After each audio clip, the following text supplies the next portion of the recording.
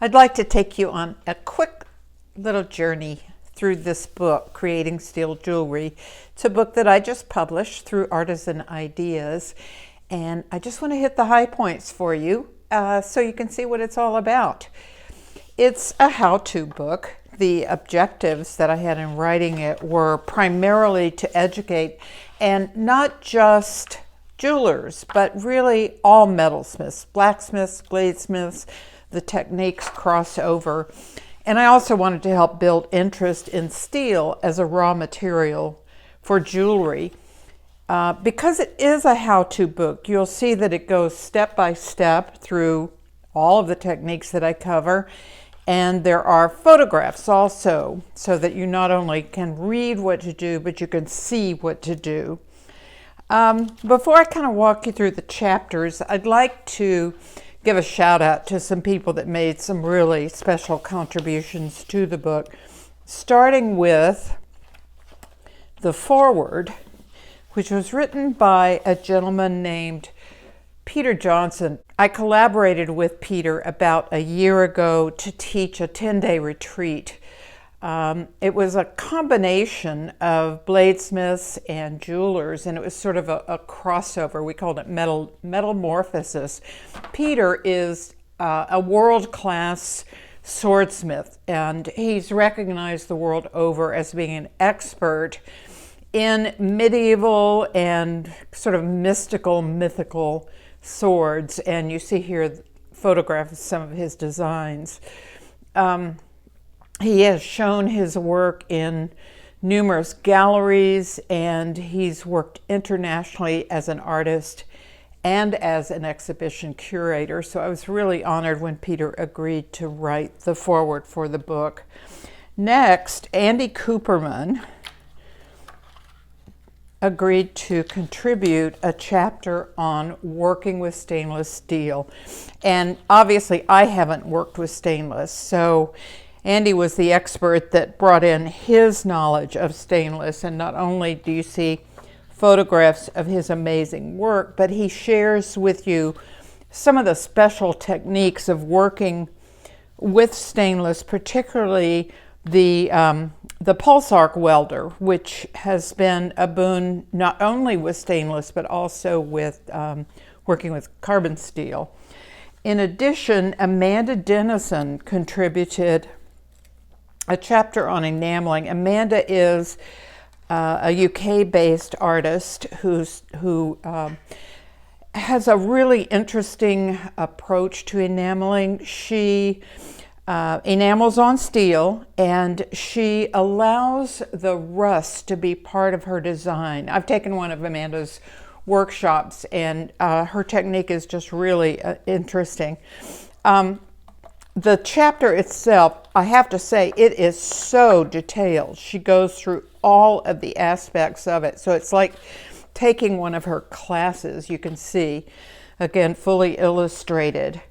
And then toward the end of the book, there is a chapter, 139 is the page, and I call it the gallery section. And I was so honored that I had, I had 14 artists who agreed to contribute photographs of their work, and some were incredibly well known.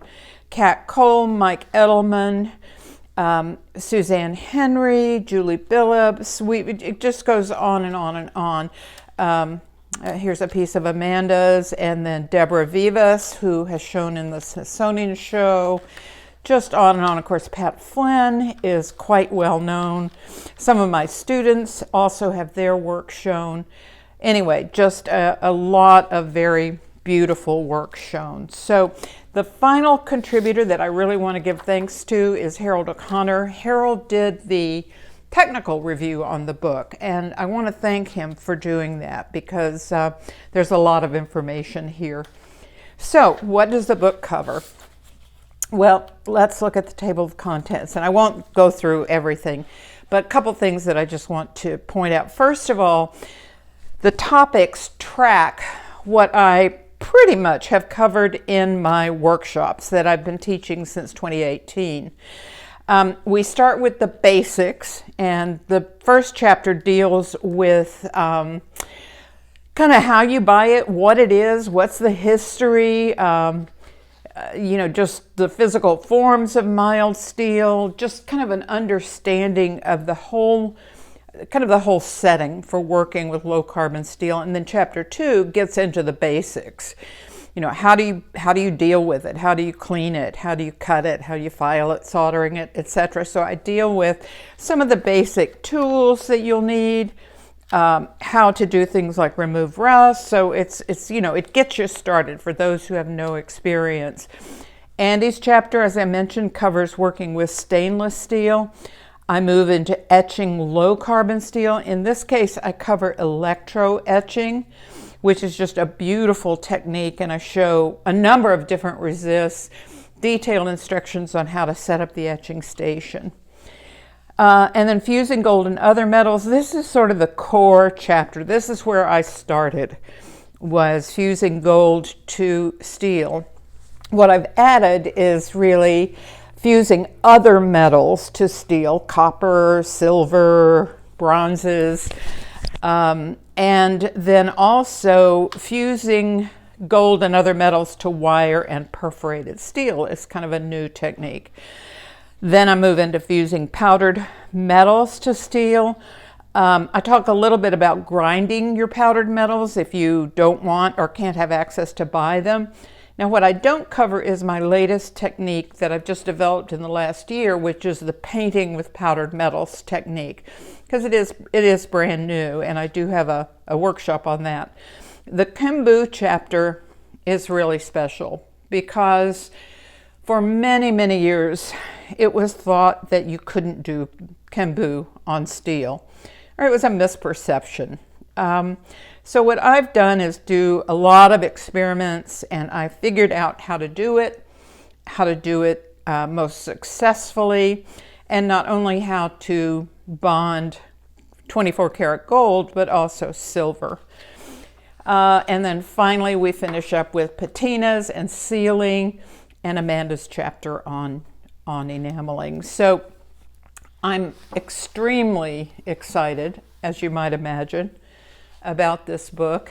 I hope you'll take a close look at it, even if you go through it and decide steel is not for you. I think you'll find it interesting and informative. Thank you.